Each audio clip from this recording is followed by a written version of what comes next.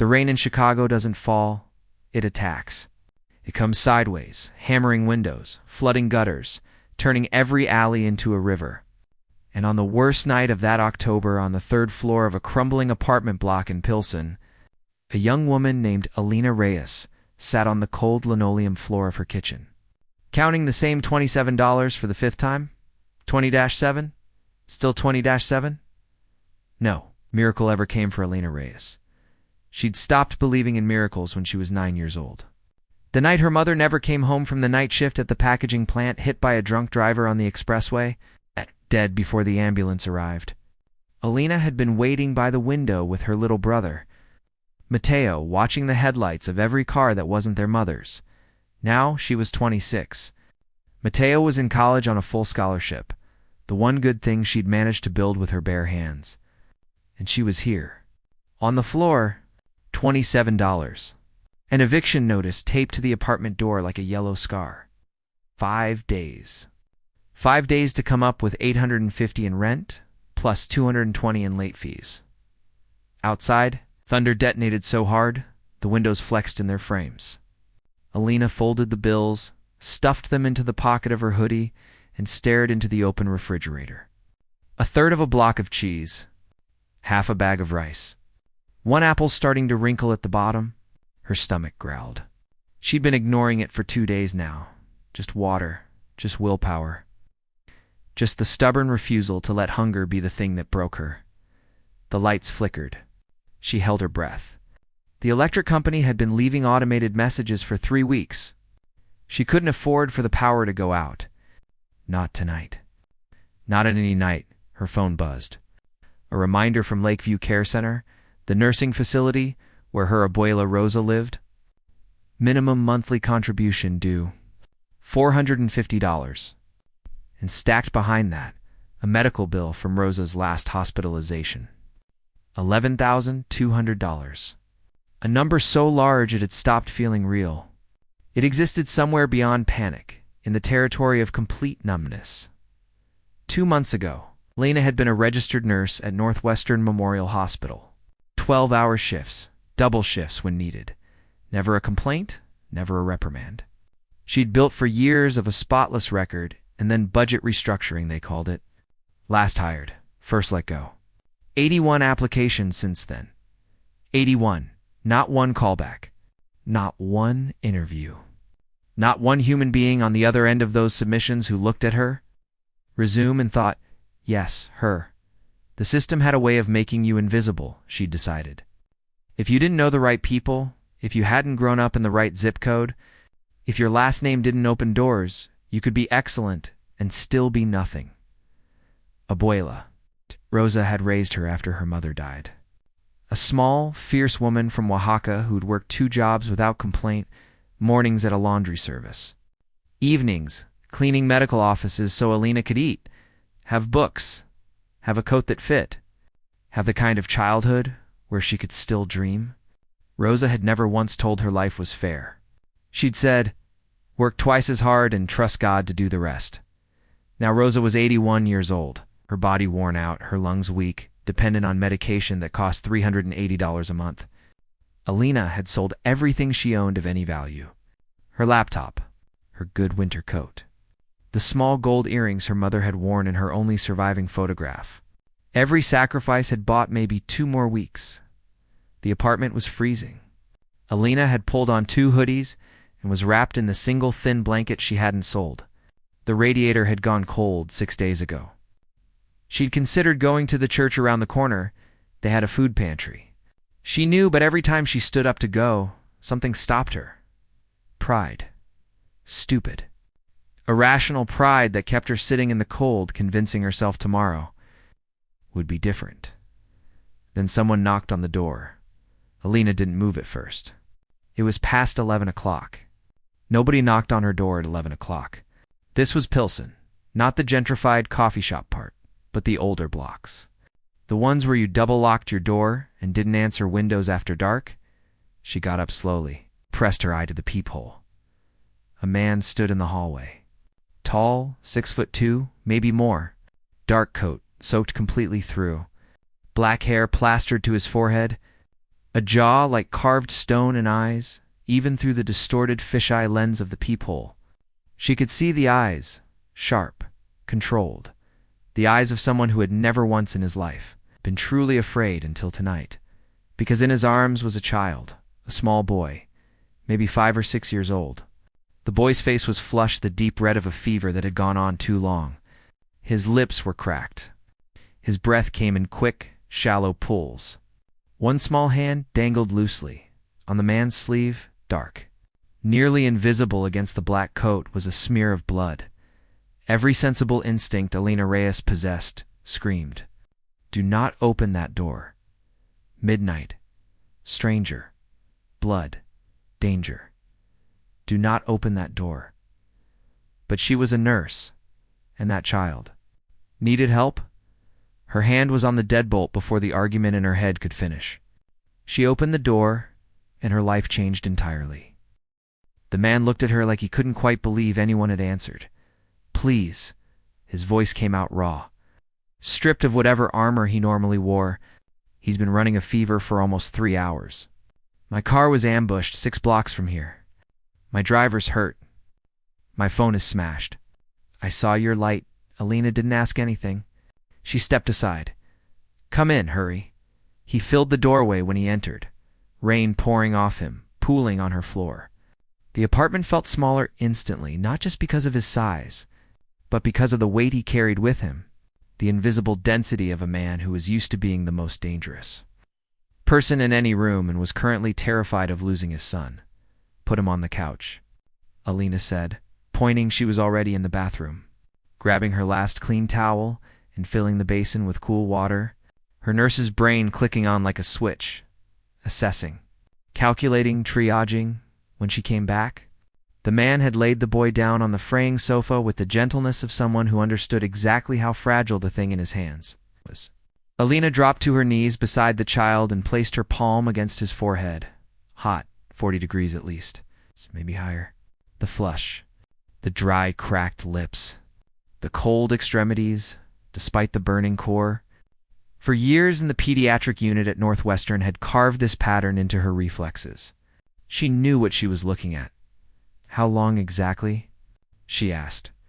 Her voice calm and professional, the voice she'd learned to keep steady in rooms where parents were falling apart. "Since dinner," the man said. He was fine. Then suddenly he stopped. His fists closed at his sides. Alina didn't ask about dinner. Didn't ask about the ambush. Didn't ask about the blood. She went to the medicine cabinet.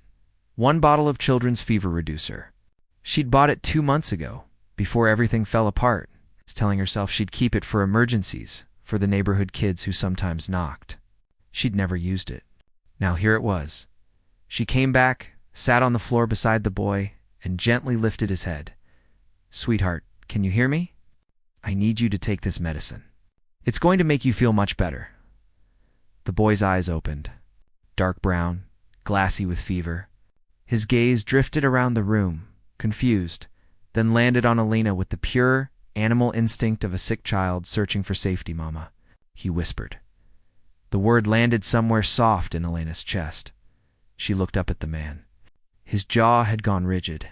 Something moved through his eyes fast, deep, shut away before she could read it fully. "I'm not your mama," she said softly, turning back to the boy. "But I'm going to take care of you. I need you to be brave and swallow this for me. Can you do that?"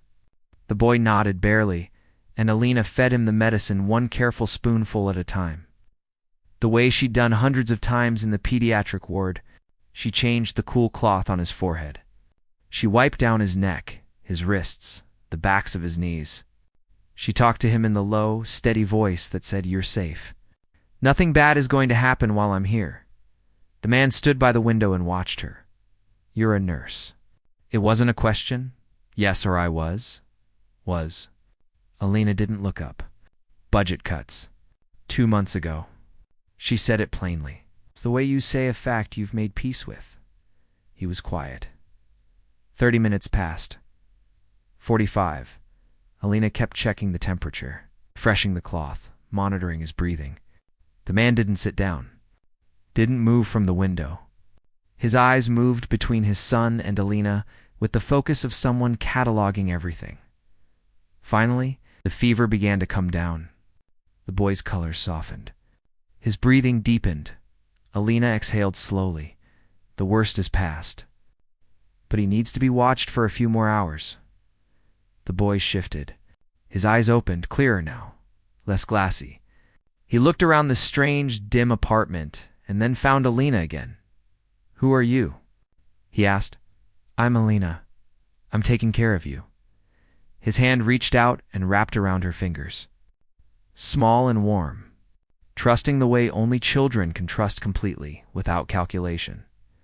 "Your hand is warm," he murmured, "like Mama's hand." Then his eyes drifted closed, and he slept. Alina stayed very still, his hand holding hers, her throat tight. She raised her eyes and found the man staring at her. And in those controlled, sharp eyes, the eyes of someone who had built an entire life around never being read. She saw something she hadn't expected. Tears he turned to the window before they could fall. His back was to her, one hand gripping the windowsill, shoulders rigid.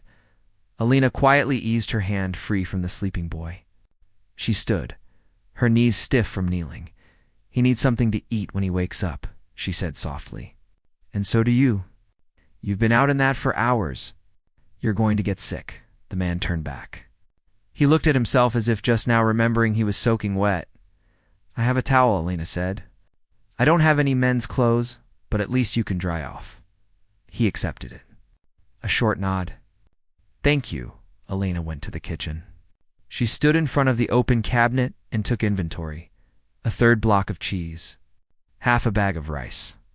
One wrinkled apple. She'd planned to make the rice last 3 days. Stretch it. Be careful. But there was a sick child who would wake up hungry, and a man who had walked through a storm to keep him safe. She put the rice on, sliced the cheese, quartered the apple. When she brought it to the table, the man had dried his hair and was sitting in the chair beside the couch, his eyes still on his son. "Eat," Alina said. "You need your strength." He looked at the food, then at her. "And you?" "I already ate." "Before you arrived?" It was a lie. She hadn't eaten since yesterday morning. Her stomach was folding in on itself, but she wasn't going to take food out of a sick child's mouth. The man studied her for a long moment, those eyes that cut straight through things. He didn't call her on it. He picked up the fork. "You live here alone," he said. Eventually, yes, his gaze moved around the apartment. The eviction notice she'd forgotten to close the door on. The cabinet she'd left open. The dead radiator. The water stains spreading across the ceiling. "The whole place assembled from the minimum of everything. You have almost nothing," he said. Alina met his eyes without flinching. "That's right.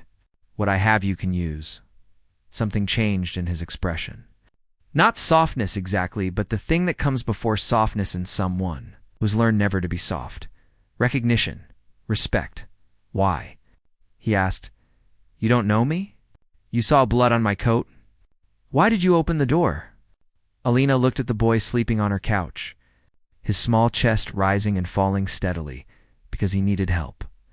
That's all. The rain kept falling outside. The thunder moved east. And somehow, in that cold apartment with the dead radiator and the $27 and the eviction notice on the door, the air felt a few degrees warmer. "His name is Lucas," the man said at last. "My son Lucas." Alina let the name settle.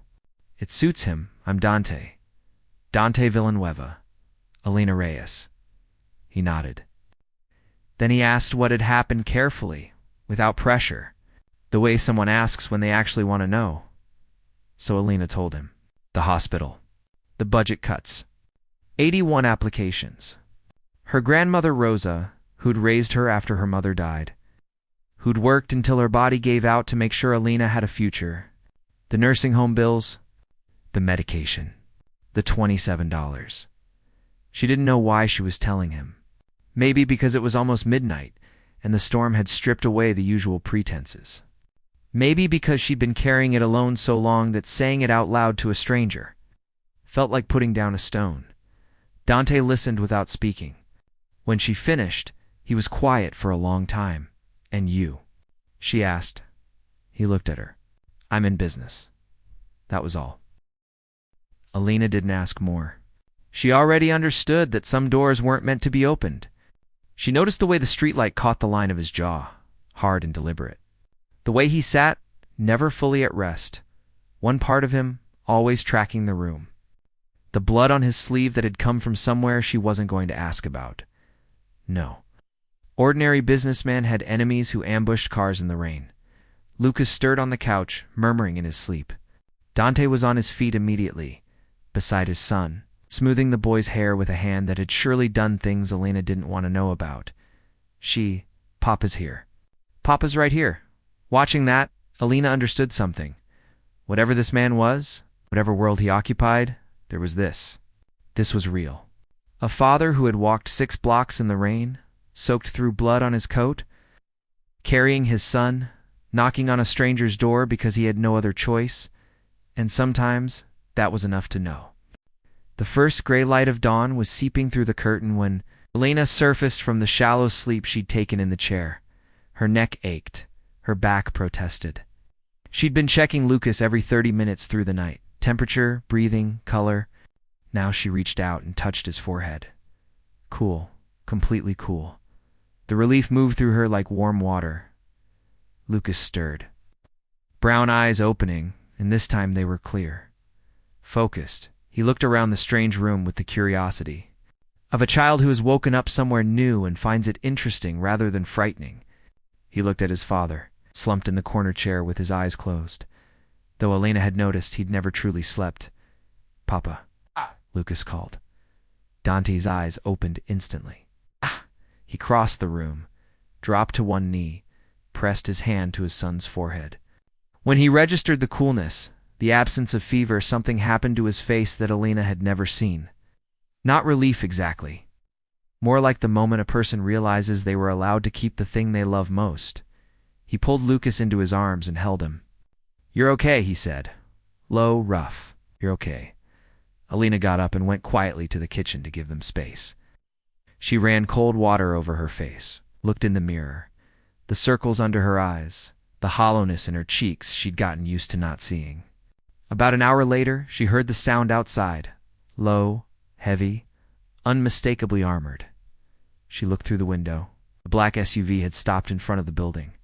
2 men in dark clothes flanked the entrance like posts. 3rd man stepped out from the driver's side, broad and watchful, scanning the building's face with eyes that missed nothing. Dante appeared in the doorway behind her. He'd used her phone at some point in the night. She hadn't noticed. My people are here, he said. We have to go. Alina nodded. She'd known this was coming. The storm passed. The strangers returned to their world. She returned to hers. But Lucas wouldn't hear it. The boy planted himself in the middle of the room. Arms crossed, chin up, fever-flushed cheeks now flushed with determination. I don't want to go. I want to stay with Alina. Alina crouched to his level. You need to go. Home with your papa and rest until you're completely better. But I like it here. He looked up at her with enormous brown eyes. You smell like warm bread, like how Mama used to smell. Alina's chest tightened. She pulled him close and held him. This small boy who'd known her for less than 12 hours and had decided she was safe. I like you too, she whispered. So much. Dante stood in the doorway, watching his son cling to a woman he'd met in a storm. His face was closed, but his eyes weren't. He stepped forward and carefully eased Lucas into his arms. Come on, mijo. You have to go. At the door, he turned back. From his jacket, he drew a folded stack of bills and a card small plane, white with a single line of numbers, and pressed them into Elena's hand. $3,000, he said. No argument. Elena looked at the money. I can't, you saved my son. Dante cut through her objection cleanly. You gave us shelter and food when you had almost nothing. This isn't charity. This is a debt I owe. She wanted to refuse. Pride rose in her throat like a reflex. But then she thought of Rosa. Of the $11,000 bill, of the $380 a month for medication, of the eviction notice. She swallowed it. Thank you, Dante. Nodded. He carried Lucas down the stairs. The broad man, she would later learn his name was Marco, opened the rear door of the SUV. Before he climbed in, Lucas turned and waved with his whole arm. Bye, Alina. I'll miss you. Elena waved back, forcing the smile, holding it until the vehicle turned the corner and disappeared into the gray morning, leaving only puddles and the smell of rain. She stood at the window for a long time. Then she looked at the card in her hand. No name, no title, no address, just a series of digits in clean black ink. Who are you, Dante Villanueva? That night, after she'd paid the landlord, after she'd gone to the pharmacy and bought Rosa's medication, after she'd stood in the grocery store holding a real chicken and actual vegetables and cried quietly into her sleeve, she sat on her couch, took out her phone, connected to the building's weak Wi-Fi, and typed his name. The results appeared instantly.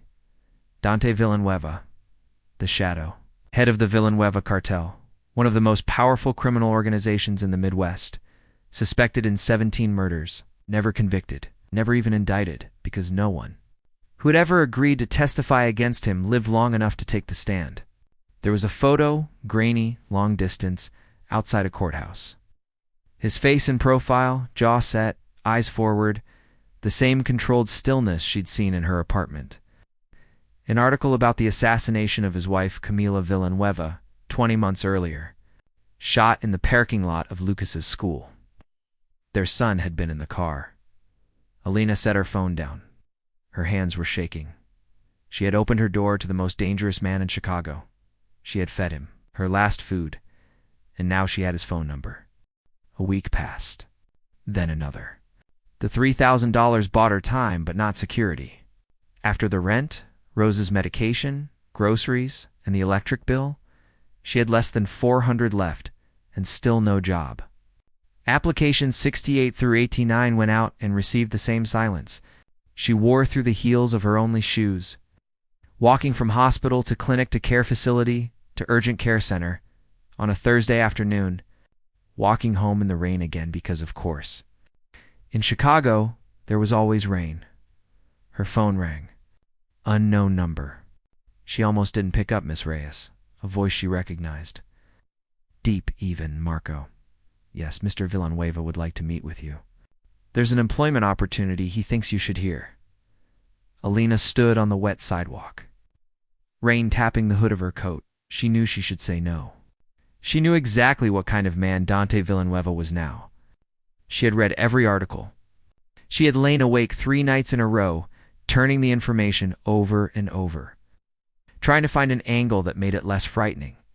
But she also thought about Rosa, about next month's medication, about the application she'd sent to Northwestern last week that had already auto-rejected in 48 hours, about the $400 in her pocket and the rent that came due in 3 weeks.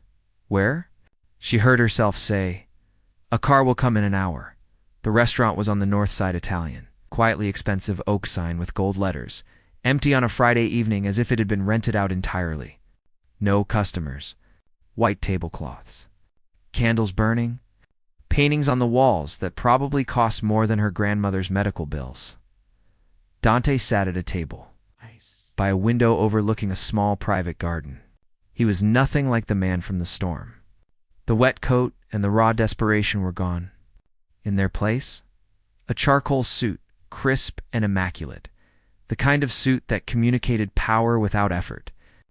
His hair was dry, neat, his face as controlled as stone. But when she walked to the table, he stood. "Miss Reyes, thank you for coming." They sat. A waiter appeared from nowhere, poured water, disappeared. Dante studied her for a moment with those eyes that were always measuring something. "Lucas," he said at last. "He needs a caregiver." He paused. "Since his mother was killed?" Dante said it bluntly. "The way people say things they have worn smooth from too much handling. Lucas hasn't spoken properly to anyone outside of a few words to me. Not to nannies. Not to therapists. Not to teachers. 6 different women have tried to take care of him in the past 20 months. Some quit because they couldn't reach him. Others left because they were afraid of who I am." He stopped. "That night in your apartment," Lucas spoke. "He held your hand. He said you smelled like his mother. He talked about the ceiling and asked whether mice could get in through the heating vents. Alina almost laughed at that last part. She remembered. When we got home the next morning, he asked me 3 times when he could see Alina again. That was the first time he had asked about any person since Camila died. Dante looked at her steadily. I want you to be his caregiver. Live with us. Be present for him consistently. The salary is $7,500 a month, room and board included. Full health insurance for you and for your grandmother. I've already looked into Lakeview Care Center. I can move her to a better facility, private room, specialists on rotation, better medication management. The numbers passed through Elena's mind like a slow tide. 7,500. 3 times what she'd made at Northwestern. Insurance for Rosa. A better facility. I know who you are, Elena said. Her voice held, barely. I looked you up. Dante Villanueva. The Shadow. The Villanueva cartel. Dante didn't look away. He took a measured sip of water and set the glass down. You're smart. I expected that. He was quiet for a beat. I won't pretend to be something I'm not. I am what the articles describe. I have done things that most people would call unforgivable. I have lived in a world that ordinary people are never meant to see. He let that land. But what I'm offering you has nothing to do with my business. You would care for Lucas. That's the entire job. And you think that's a clean separation? Elena asked. His jaw tightened slightly. No, I think it's an imperfect situation with no clean solution. I think my son is 5 years old and has stopped talking to people, and the only woman who made him reach out in 20 months is sitting across from me right now. Elena was quiet. 6 nannies, Dante said. The first lasted for days. Lucas wouldn't eat, wouldn't respond, just sat at the window waiting for his mother's car to pull up the drive. The second lasted 2 weeks. She couldn't sleep because Lucas cried every night, calling for Camila. The others, Dante paused. Something crossing his face that wasn't quite emotion, but was adjacent to it, were afraid. They saw the son of a cartel boss and they ran. His voice dropped. But you saw a sick child. You opened the door. You gave him your last medicine and lied about having eaten so he could have your food. He looked at her. That's not something money can manufacture. I need time to think, Elena said. Take 3 days. Dante reached into his jacket and placed a small envelope on the table. My address. Marco's number. Whatever you decide, I'll respect it. He paused, then added something she didn't expect. Why you? You're going to ask yourself that. He looked at her directly. Because that night, you had $27. And you still opened the door? Elena picked up the envelope and walked. Out into the Chicago night. She didn't sleep. The next morning. Elena took the bus to Lakeview Care Center and sat down next to Rosas. Wheelchair in the morning sunlight by the window, Rosa. Was 81 years old and 4'11" and had hands like knotted roots and a mind sharp as a tack. She took one look at her granddaughter's face and opened her arms. Tell me everything. So Elena. She told her about the meeting at the restaurant. About the offer. About $7,500 a month, and Rosa's new facility, and the insurance, and the room. And she told her the truth about who Dante Villanueva was, what the articles said, what he had admitted. Rosa listened. She didn't gasp. She didn't recoil. When Elena finished, Rosa was quiet for a full minute. Looking out the window at the parking lot. How did he treat you, she finally asked, when you were in that apartment? Elena thought about it. She searched. Careful. He was careful with Lucas, gentle with him. He ate without complaint whatever I put in front of him. Even though I could see him noticing there was nothing else in the cabinet, he didn't demand anything. He said, thank you. Rosa nodded slowly. And the boy, this Lucas, you said he held your hand. He talked to you. He asked if mice could get in through the heating vents, Lena said. Rosa laughed, a thin, bright sound. A child who hasn't spoken properly to anyone for 20 months asked you about mice. Rosa squeezed her hand. That's not an accident, mi amor. That's something, but Grandma, Alina said, voice dropping. He's a criminal. He admitted it. People have died because of him. Rosa turned from the window and fixed her granddaughter with the clear, compromising gaze she'd had since Alina was a child. "I've lived 81 years," Rosa said. "I've known priests who were monsters and killers who died to protect strangers. The world doesn't divide into clean halves. You know that he said he'd done unforgivable things. He also walked 6 blocks in the rain carrying his sick child." Rosa paused. "There is a little boy, Alina, 5 years old, without his mother, who hasn't reached for anyone in 20 months until he reached for you." She held Alina's gaze. "Can you turn away from a child like that?" Alina looked down at her hands. "Aren't you afraid?" she finally asked. "That I'll be in danger. That I'll be in his world." "Of course I'm afraid," Rosa said without hesitation. And then, more quietly, "But I believe in you. You've always known how to find the right path, even in the dark. You got that from your mother, and she got it from me." She squeezed Alina's hand with surprising strength. "Go find your way," she said. "And maybe," she added with the ghost of a smile, "maybe you'll even change him a little." That afternoon, Alina called Marco. "I agree," she said. "When do I start?" 3 days later, Marco pulled up in front of Alina's building in a black car, so clean it looked out of place against the gray block. She had terminated the lease, said goodbye to the landlord, packed everything she owned into 1 suitcase and a canvas bag, her whole life in 2 containers. Marco took the suitcase without comment, opened the door, slid into the driver's seat. During the drive, he said almost nothing, only checked her in the mirror, occasionally with the careful watchfulness of a man whose entire job was paying attention. They left the south side, crossed downtown, moved north, and then east.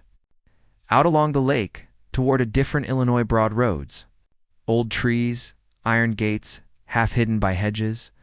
The world changed at a cellular level. This wasn't Chicago anymore. This was the part of the map that didn't have a bus line. The car stopped at iron gates, set into a high stone wall. Marco pressed a panel. The gates swung open. The drive curved between rows of old oaks, and then Alina saw it. She had imagined something imposing. She had not imagined this. The house rose at the end of the drive like something from a different century, pale stone. 3 levels, arched windows, a colonnaded entrance. The grounds around it were immaculate.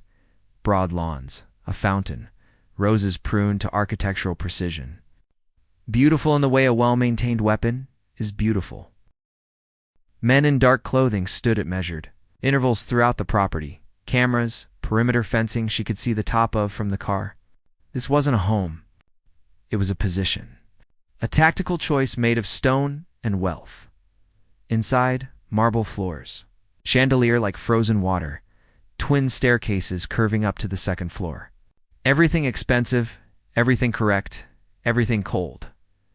Marco walked her upstairs. Stopped at a heavy oak door in a wide corridor. "Before we go in," he said, and turned to face her with the particular gravity of someone delivering information that was also a warning. "You're here for Lucas, only for Lucas." He let that settle. "There are places in this house you don't go. The basement. Mr. Villeneuve's study in the east wing. The outbuilding beyond the garden. If you encounter something, you didn't. If you hear something, you didn't. Understood?" "Understood," Alina said. Her throat was dry, but her voice was even. Marco pushed open the door. Alina stepped in and went still. The room was 4 times the size of her old apartment. A bed with white linen. A window overlooking the rose garden.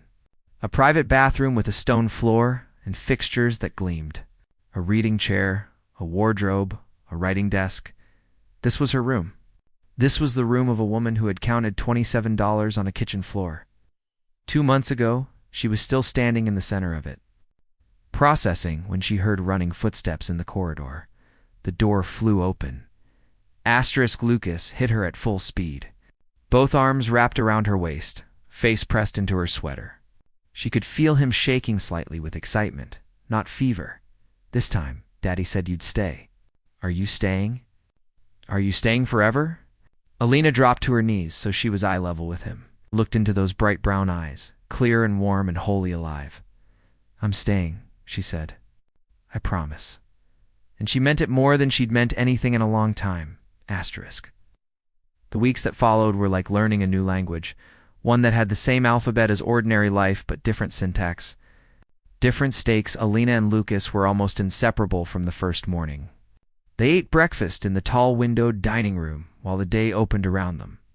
They played in the garden, real play, running, digging in the flower beds, rolling down the small hill near the fountain with no concern for grass stains on expensive clothes. They read in the library that had more books than Alina had ever owned in her life combined.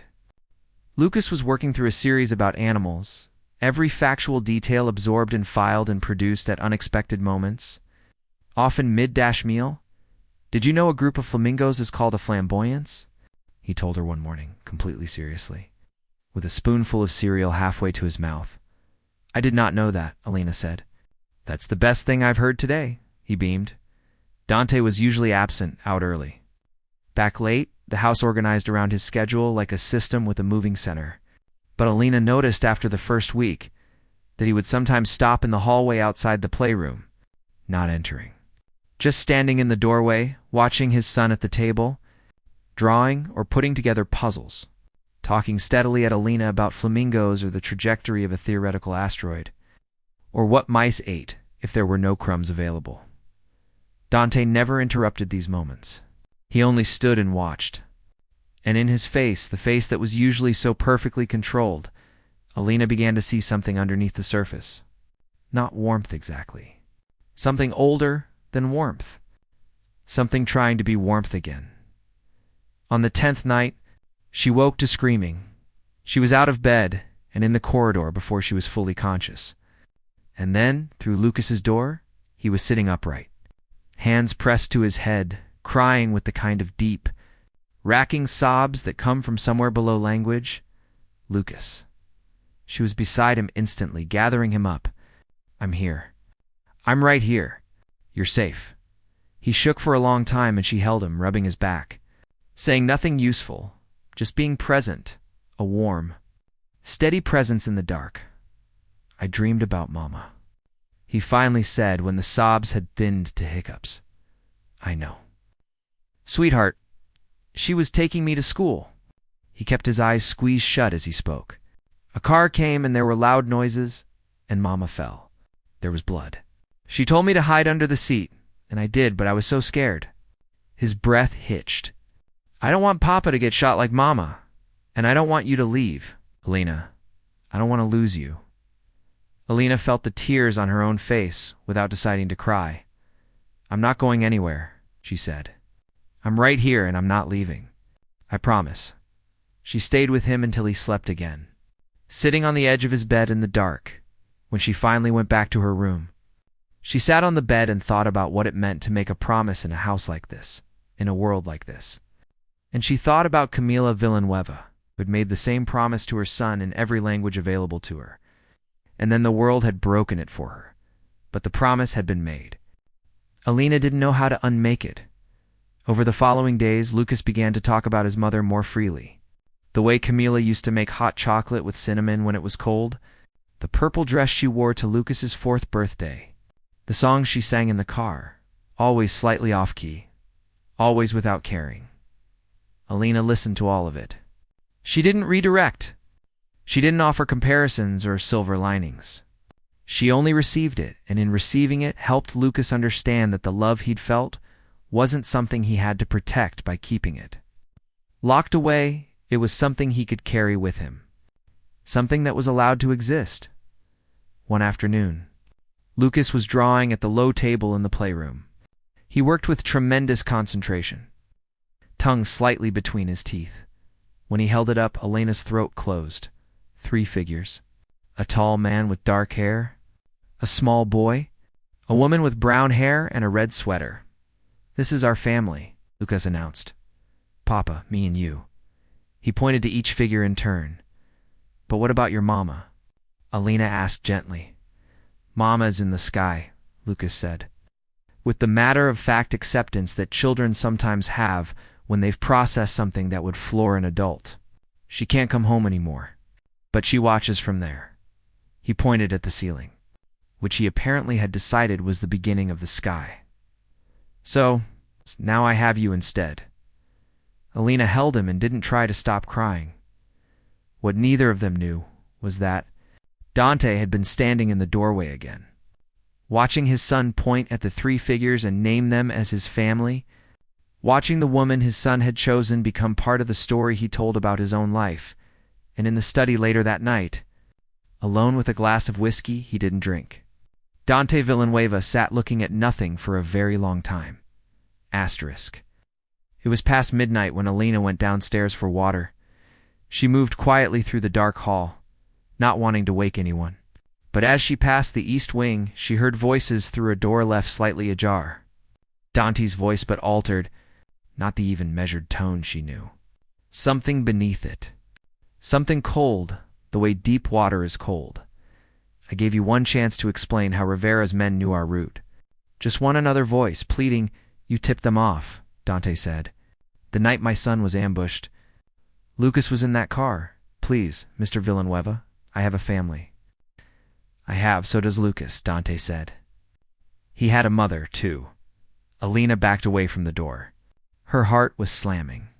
She made herself move carefully, soundlessly, back to her room. She locked the door, not that it would matter, and sat on the bed with her knees pulled up. Shaking, this was who Dante Villanueva was. This was the world her promise lived in. She stayed awake until the sky began to pale. Thinking about packing her bag and leaving before sunrise.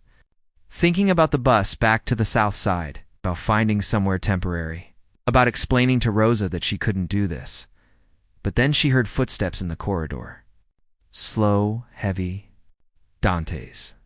And then she heard Lucas's door open. She cracked her own door by an inch. Dante was sitting on his son's bed in the dim light from the hallway. Lucas curled against him, eyes half open. And Dante was reading the book about the dragon prince that Lucas carried everywhere. His voice low, warm, careful with each word.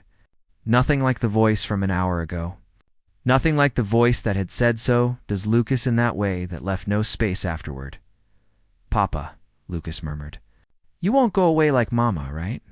I'm not going anywhere, mijo. Dante pressed his mouth to the top of his son's head. Never. But you go away every day. I always come back. Dante's voice had roughened. I will always come back, Lucas. You won't let anything bad happen. Never. Dante held him tighter. I will never let anything hurt you. Alina stood in the crack of her door and watched. Two men. One large, one small. One terrifying, one innocent. One the source of the darkness in this house, and one the reason it still had any light. The world isn't black and white. Rosa had said that. Alina had nodded at the time. Now she understood it in her body, not just her head. She went back to bed. She didn't pack her bag. Asterisk. She learned to exist in the space between what she knew and what she couldn't ask about. She cared for Lucas, and that care was genuine and complete and required no justification. She let the rest of it exist in the rooms she didn't go into. Dante began coming home earlier. It started 2 weeks after Alina arrived. Just dinner, just the three of them. Stiff at first. He would ask Lucas about his day, listen with focused attention, then retreat into silence while Alina tried to fill the gaps. But Lucas wouldn't allow awkwardness to survive. He talked, he reported. He narrated the entire day from first waking to table, including the flamingo facts and the mouse speculation and the drawing he'd made and what Alina had said about it, and whether Papa had. Ever seen a flamboyance of flamingos in person, and if not, shouldn't they go see one because the zoo probably had them? Dante looked at Alina across the table, and something shifted. The corner of his mouth, not quite a smile, but close. After that, conversations began to happen. Small at first logistics, Lucas's schedule, the nutritional merits of whatever the chef had prepared, then less small. One evening, Dante asked her about nursing, what she'd liked about pediatrics, what she'd been good at. She told him honestly, and he listened the way he'd listened that first night in her apartment, without the half-attention of someone, waiting for their own turn to talk. One night, after Lucas was in bed, Dante brought 2 glasses of coffee to the sitting room where Alina was reading and set one beside her. Without asking, "You don't have to sit alone," he said, taking the chair across from her. They sat in comfortable silence, which surprised her. She hadn't expected comfortable silence to be possible with a man like him. He began to talk about Camila, not formally the way someone talks about a person they've been waiting a long time to say out loud. The way they'd met when they were 22. The way she'd argued with him constantly and been right almost always and refused to be. Intimidated by him at a time when everyone else was. The day Lucas was born and the way Dante had held him and not known what to do with what he felt. When she died, Dante said, looking at the middle distance, "I thought the world had ended. I wanted it to have ended. I couldn't see any reason to keep existing." He was quiet, but then Lucas looked at me. He had Camila's eyes exactly. And he said, "Papa, is Mama coming home?" He paused. I couldn't go. I couldn't leave him. So I stayed. Alina looked at him. "I understand that," she said. "When my mother died, my grandmother ran into a burning building to get me out. She was badly burned. She almost died saving me. She was in the hospital for 3 months. Dante looked at her. She raised me after that," Alina continued. "She worked 2 jobs until her body wore out so I could study, could have a future. Everything I am is because of her." "You're strong," Dante said. The way he said it wasn't a compliment in the usual sense. It was an observation. Accurate, carefully placed. "My grandmother taught me we're strong because of who we love," Alina said. "She lived for me. I live for her. And you live for Lucas," Dante finished. They looked at each other across the small distance between the chairs, and Alina felt something she had been trying not to feel for 3 weeks. Asterisk. She found the date on Lucas's medical file by accident, 10 days away. She asked Marco how previous birthdays had been handled. The answer was quiet, delivered without editorializing. A store-bought cake, expensive gifts, early bedtime, no balloons, no party, no other children, no laughter. Alina spent a week preparing in secret. Pink balloons. Lucas had informed her once definitively that pink was the best color. Streamers, a banner she stayed up until 2 in the morning. Lettering by hand because the printed ones from the internet looked generic. Stuffed animals she'd pointed out to Marco, while pretending to walk past a toy shop. He'd acquired them without comment or explanation requested, and a cake. Not bought, made. She asked the chef to teach her how to make a strawberry cake from scratch because it needed to be made by her hands, not ordered. She got up at 4 in the morning on the day itself. Baked the cake in the kitchen while the house slept. Decorated it imperfectly, 6 pink candles leaning at various angles. Then went to the playroom and turned it into a different place entirely. Balloons along the ceiling, tinsel on the windows, paper stars on the floor, the banner above the door. When she led Lucas in, still in his pajamas and half awake, he stopped in the doorway and stood completely still. "Happy birthday, sweetheart." Lucas didn't move. He looked at the room, every detail, and then his face did something complicated. And then he burst into tears. Alina panicked. She rushed toward him. "What's wrong? Don't you like it?" "I can change," but Lucas threw himself at her and held on with everything he had. "I love it," he sobbed. "I love it so much. This is the first time my birthday felt happy since Mama Alina held him and let herself cry too." When she looked up, Dante was standing in the doorway. He had been there for some time, she realized. Long enough to hear all of it. They spent the whole day together, all 3 of them, the way a family spends a day. Cake for breakfast? Because Lucas asked for it, and there was no earthly reason to say no. Games that became genuinely competitive. A treasure hunt Alina had hidden throughout the garden that Lucas solved in 40 minutes with systematic efficiency and then demanded they do again. Dante laughed that day. Alina heard it, real laughter, the kind that bypasses whatever control a person has installed over themselves.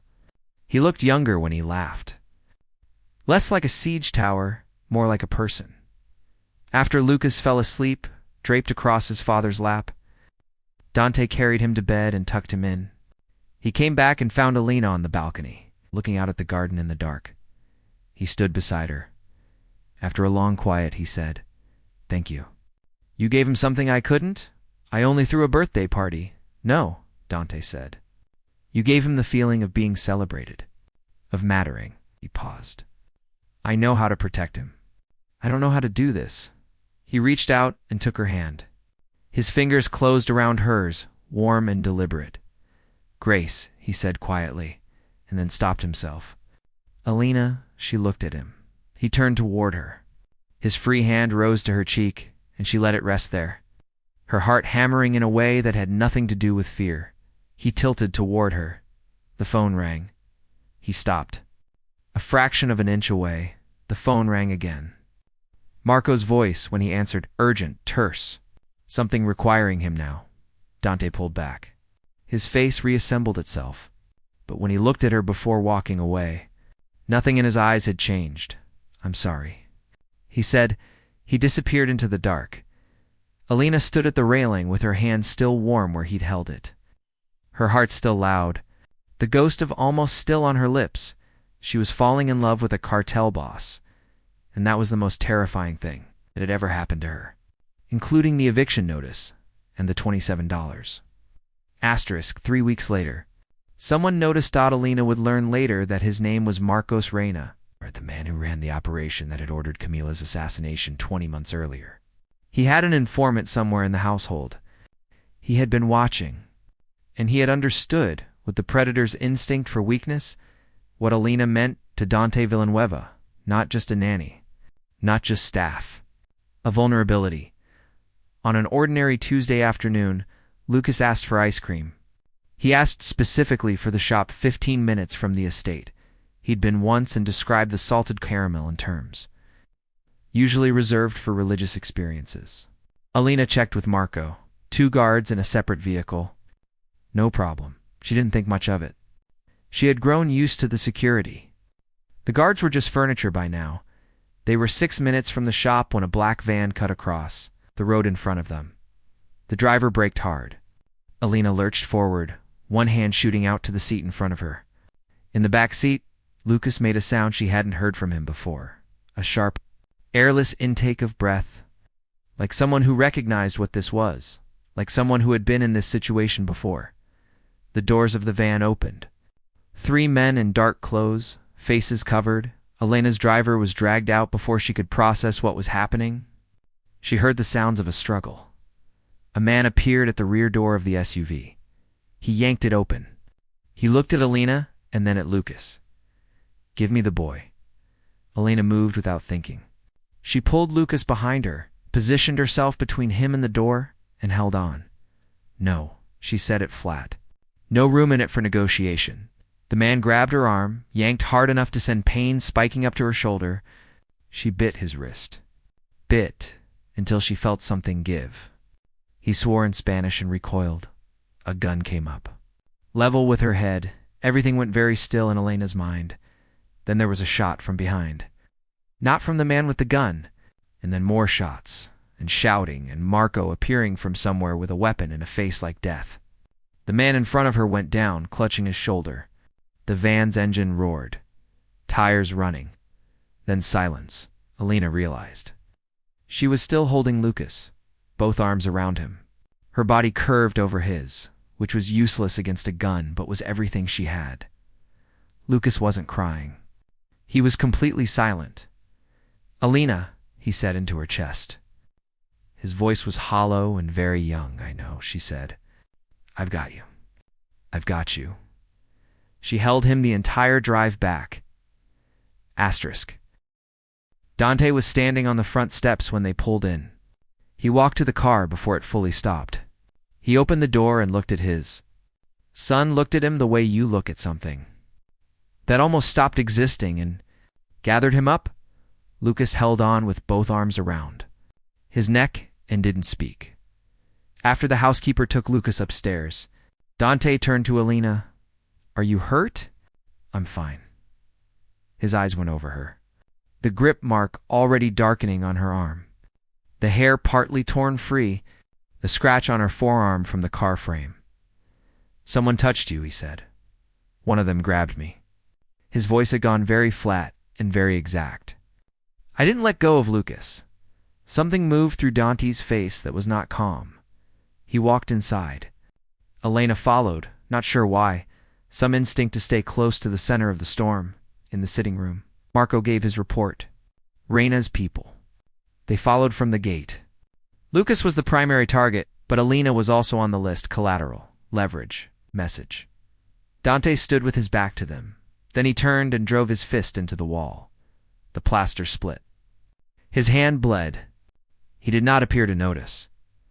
"I'm going to destroy everything he built," Dante said. The word destroy was completely level. That was somehow worse than shouting. Every person who was in that vehicle, every person who gave the order, everything Reina has, it's gone. Marco said nothing. This was apparently not a situation requiring a response. Elena stepped forward. She put her hand on Dante's arm. He stopped. "Lucas needs his father," she said. "Not the version of you that's about to burn everything down. The version that reads him the dragon book and asks him what he wants for breakfast and laughs at Flamingo." Facts. Dante went still. "He needs to see you calm. He was in that car once before and he was terrified then. He's terrified now. He needs you to walk upstairs and be there with him." Dante looked down at her hand on his arm, then at her face. "You're not afraid of me," he said. "After today, after all of it, you're still not afraid of me." Elena thought about it honestly. "No, I'm afraid of your world. I'm afraid of what it does to people I care about. But I'm not afraid of you." Dante looked at her for a long moment. Then he pulled her into his arms. It was not a romantic gesture. It was something more basic, the grip of a person who had almost lost to things in one day and was still trying to believe they were real. "You are my family," he said against her hair. "You and Lucas, both of you. And I will set the world on fire before I let anyone take that from me." Elena stood in his arms with her heart beating very fast and thought, I know you will. And that is exactly what frightens me." But she didn't let go. 3 weeks after the ambush. Lena came home to find Dante waiting for her in the hallway. She knew before he said it. She knew from the way he was standing, still in the way still things are when they are holding something in, not because there's nothing there. "Reina took Rosa," he said. "This morning. 2 guards at Lakeview were hurt." She was gone before anyone could respond. Elena felt the world drop out from under her. "He wants to trade her for you," Dante said. "He knows what you mean to me." Elena's legs went. Dante caught her. She let him hold her up because she had no choice. "I'm going to get her back," Dante said. "But you need to go somewhere safe." "You and Lucas? I'll handle Reina." "No," Elena straightened. She was shaking, but she straightened. "Rosa is there because of me. Because I came here. Because I'm part of your world now. I'm not going anywhere while she's in it." "Elena," she turned to face him. "Rosa is 81 years old. She needs her medication every 8 hours. She needs to not be in a cold building with people who have guns. Every hour she's there, I know," Dante said. His voice went quiet. "I have an idea," Elena said. And she did. It had come to her in the first 10 seconds of knowing. The way the best ideas come not from thinking but from being the person you are. "Reina wants me. He wants to use me against you. So, let him see me. I go to the meeting point, I walk in, and while he's focused on me, Marco and your team go in from another direction and get Rosa out." Dante stared at her. "You're not bait. I'm the only thing he wants." She held his gaze. "If you go in with force directly, the first thing he does is hurt her. You know that. But if I'm there, he waits. He needs me for the trade. That's your window." Dante was quiet for a long time. "If anything happens to you," he started, "then don't let anything happen to me." Elena touched his face, the same way he'd touched hers on the balcony. "You promised to protect me. I'm holding you to that." He closed his eyes, pressed her hand against his face. When he opened them again, they were resolved. "I will bring you both home," he said. "Rosa and you. I swear it on Lucas. Asterisk, the meeting point was a decommissioned textile warehouse near the river, at the edge of a neighborhood that had given up on itself. Alina sat in the car looking at it, pressing her hands flat against her thighs to stop them from shaking. A wire ran under her collar, connected to Marco's team 2 streets over. Dante's team was positioned at 3 points around the building. The plan. She walks in, keeps Reina talking, gives them time to find Rosa through the service entrance on the north side. 2 minutes max, Marco had said. We need 2 minutes after you're through the door. She got out of the car. 2 men came out immediately, guns leveled. They searched her. She held her breath when one hand passed near the wire. He didn't find it and walked her inside. The warehouse was dark and cold and smelled of damp concrete and rust. Bare bulbs hung from the ceiling like questions, and in the middle of the space, in a wooden chair, with her hands tied and her eyes wide and frightened and still, somehow sharp and fierce, was Rosa Abuela. Alina wanted to run to her, forced herself not to. A man stepped out of the shadows. Marcos Reina was around 55, his face a map of violence, a scar along his left cheek, eyes that watched everything the way a drain watches water. He looked at Alina with the unhurried contempt of a man who has never been held accountable for anything. So this is the woman who made the shadow soft. He smiled, not a real smile. I expected something remarkable. You look ordinary, Alina. Kept her eyes level. What do you want? He laughed. I want Villanueva's world to end. I want him to feel what he took from me. His wife was the first message. You were supposed to be the second. He moved closer. You think he loves you? He looked at her with something between pity and cruelty. You're a convenience, a replacement for what he lost. When the novelty fades, he'll discard you like everything else. Alina looked back at him steadily. You don't understand anything about love? She said. The clarity in her own voice surprised her. You only understand what can be taken. You don't understand why I'm standing here knowing exactly what you might do to me. You don't understand why he is out there right now willing to risk everything. You never will. Reina's smile thinned. He raised his gun, and from behind the north wall, an explosion. The warehouse filled with noise, gunshots, shouting, the crash of the service door coming in. Reina spun. His finger tightened. The shot came from behind Alina. Reina's gun arm dropped. He fell, clutching his shoulder. The gun sliding across the concrete. Dante stepped through the main door, weapon still raised.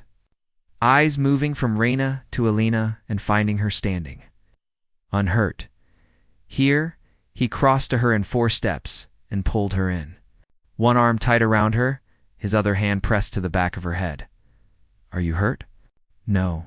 She pressed her face into his shoulder and breathed. Marco was beside Rosa, cutting the rope. Rosa's hands shook when they were free, but her eyes, even now, even here, were steady. She looked up when Alina crossed to her. Alina wrapped her arms around her grandmother and held on as tightly as she could without hurting her. I'm sorry, Alina said. I'm so sorry, Grandma. Rosa's arms came up around her. I knew you'd come. I have always known you'd come. After a moment, Rosa lifted her eyes over Alina's shoulder to where Dante stood waiting. She looked at him for a long time. Thank you, she said. For keeping your word? Dante nodded.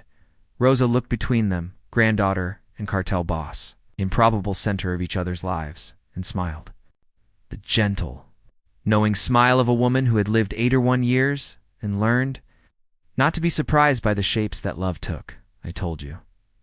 She said to Alina, kindness is always repaid. Asterisk 6 months later. The Villanueva operation was different.